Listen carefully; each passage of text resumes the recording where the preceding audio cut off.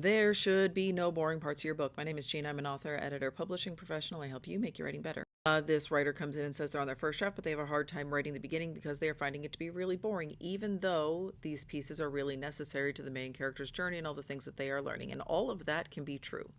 The stuff that you are writing down can be necessary to your character's growth and development, and it still doesn't belong in the book. If you are finding something to be boring while you are writing it, then there's a very, very, very good chance that it does not belong in the book at all. You still need to know it as the author.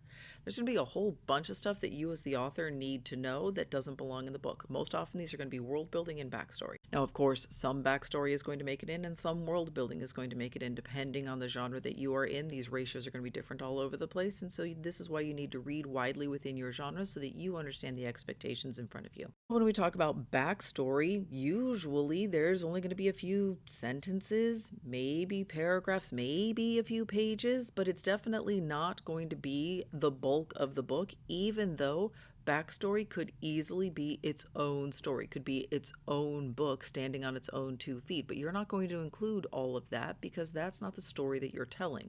It's the backstory to the story that you are telling. Similarly, you probably don't need as much world building as you think you need. If we put this in terms of modern contemporary storytelling, if you're telling something that is like a contemporary realistic story, it becomes easy to see why some of the world building doesn't need to exist. Do you ever go about explaining where cars come from? Do you ever go about explaining how the criminal justice system came to be, even though there are some pieces to it that are completely kooky dukes and doesn't make a lot of sense to a lot of people?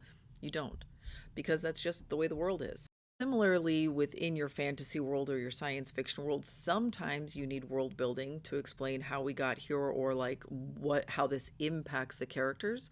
But oftentimes you don't necessarily need to explain how we got here and what the steps were that got us here.